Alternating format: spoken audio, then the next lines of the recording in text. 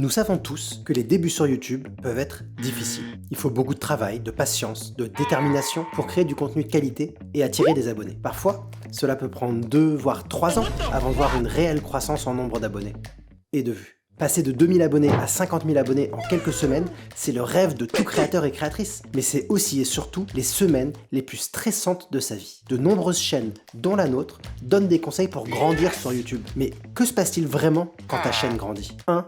La communauté. L'augmentation du nombre d'abonnés et des vues sur tes vidéos peuvent être une expérience excitante, mais cela peut aussi être accablant si tu n'es pas préparé. Tu peux recevoir des centaines de commentaires et des messages chaque jour, ce qui peut être difficile à gérer seul. Il est donc important de mettre en place des stratégies pour gérer efficacement cette augmentation de trafic. Tu peux par exemple planifier des créneaux horaires dédiés à la lecture et à la réponse aux commentaires, ou bien embaucher quelqu'un pour t'aider dans la gestion de ta chaîne. Mais pour ça, il faut que les entrées d'argent se multiplient, et on va y arriver un peu plus tard dans cette vidéo. L'autre aspect important à devoir gérer avec cette augmentation, c'est le nombre de tentatives de hacking et phishing que tu vas recevoir par mail. Parfois sous forme de propositions de collaboration, rémunérées même, mais qui ne cherchent en réalité qu'à obtenir tes informations. Il te faut donc apprendre à discerner le vrai du faux. On te conseille donc de rapidement mettre en place une authentification à 2 facteurs avec un mot de passe vraiment efficace, et vérifie ton mail aussi sur haveibeenpwned.com. Enfin, fais tout ce qu'il faut pour te protéger réellement.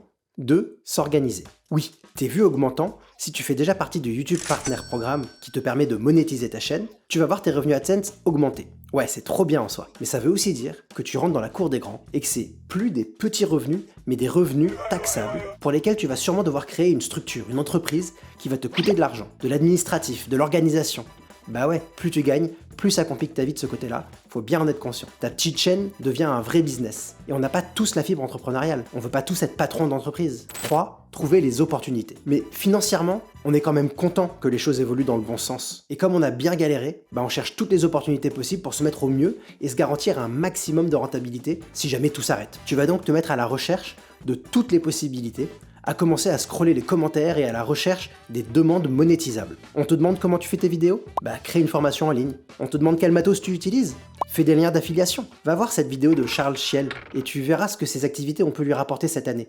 Je te le mets là et en description et tu vas vite comprendre que c'est pas une petite source de revenus négligeable. Mais tout ça, c'est beaucoup de travail en plus qui te déconcentre de tes vidéos et de leur qualité. Tu sais plus trop où donner de la tête, tu te retrouves dans un tourbillon d'idées et d'opportunités. Mais attention, ce n'est pas ton métier principal, ce n'est pas ton envie principale.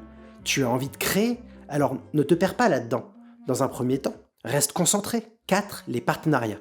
Voilà, nous y sommes. Tu vas voir une augmentation des offres de collaboration et de partenariat avec des marques. Mais est-ce que tu sais combien il faut demander? Quelles clauses ne pas oublier dans ton contrat? Combien de temps dure une intégration? Tu vas devoir apprendre, et vite, parce que si tu veux faire de cette activité ton business, tu vas devoir négocier avec les marques. Tu vas devoir te transformer en juriste, en commercial, en comptable et bien sûr en agent. C'est une opportunité incroyable de développer ta chaîne et de gagner de l'argent, mais il est important de bien choisir les partenariats qui correspondent à tes valeurs et à ta niche. Veille à ne pas sacrifier l'authenticité et l'intégrité de ta chaîne pour un gain financier temporaire. Reste fidèle à ton message et à ton audience. Les opportunités viendront naturellement. Ou alors, rapproche-toi d'un agent. 5. Ton état d'esprit va changer. Ta chaîne va grandir de manière exponentielle. Maintenant qu'elle a décollé, elle va continuer sans jamais s'arrêter tant que tu continues sur ta lancée. Tes efforts sont enfin récompensés. Les autres créateurs et créatrices répondent enfin à tes mails, voire te proposent directement des collaborations avec eux. Tu vas faire partie du YouTube game, comme on dit. Ces nouvelles relations, ces opportunités seront au cœur de ta nouvelle vie. Mais il est important de continuer à travailler dur et de rester concentré sur une création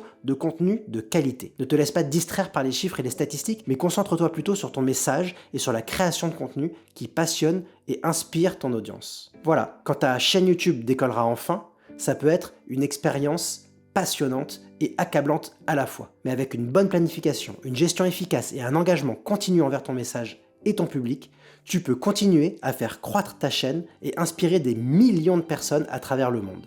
Alors crée, publie, recommence.